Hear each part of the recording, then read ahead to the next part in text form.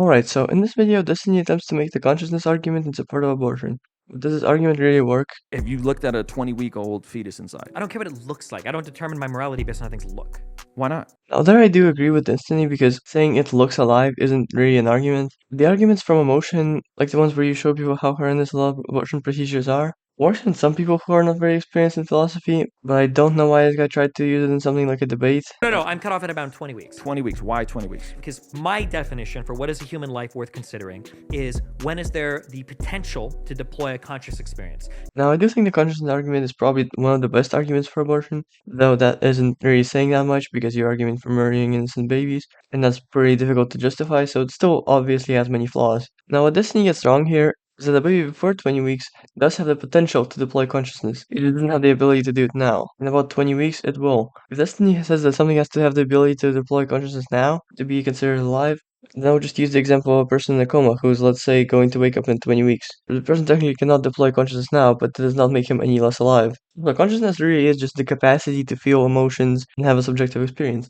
It doesn't necessarily mean that you're feeling those experiences right now. So what does it matter if someone has the capacity to feel those experiences or has the capacity to have the capacity to feel those experiences? Which an unborn baby does have. Because when we talk about harm or suffering or avoiding harm, we're usually talking about a person that has an experience that knows what it's like to suffer, and that's what we ought to avoid. So fetuses don't seem to have all of the brain parts and the communication between the brain parts in place until around 20 to 24 weeks. So once that happens, once that experience exists, now there's something to speak about that's being harmed, and I would want to avoid harming that thing. Well, if that's the definition of harm you would use, then that could easily be used to justify harming people in comas or even somebody who's just sleeping. Okay, what if someone's asleep?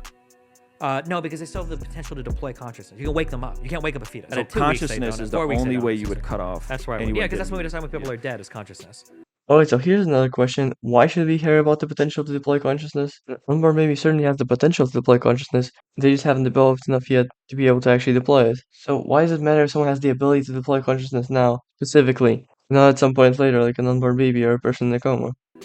Yeah, I think that's an incoherent position. Well, yeah, but I mean, like, at the end of the day, my position can be moved because I'm open to reasonable arguments, but your position is unmovable because you're religious. That's the issue with having any more I'm saying debate with my a religious position person. has been moved multiple times. No, once it was caught by the religious gravity well, now it's sunk into the religious black hole, and there's no more, it's thought terminating. This is probably the biggest thing I have a problem with in this video. Destiny's claim that religious people's positions on things cannot be changed, which is probably one of the most brain-dead assertions you can make. I've been a pro-lifer for longer than I've been a Christian, and my position hasn't changed because of my conversion. The only thing I really got from Christianity and my position is the belief that humans have intrinsic worth and the right to life, which is a belief that I don't think the naturalistic worldview can justify. My and most other Christians' position on abortion is only reliant on logically thinking and coming to a specific conclusion, not by just looking at what a religion says. And even people whose religion actually does change their positions on certain political topics, it still doesn't mean that their position can be changed. Ultimately, religion is the foundation for all of knowledge, which is, I think, probably the biggest problem with subjective morality, because it's not relying on any specific foundation. It's all just different people's opinions on a certain subject. So anyways, that's the end of the video. Bye, subscribe, and goodbye.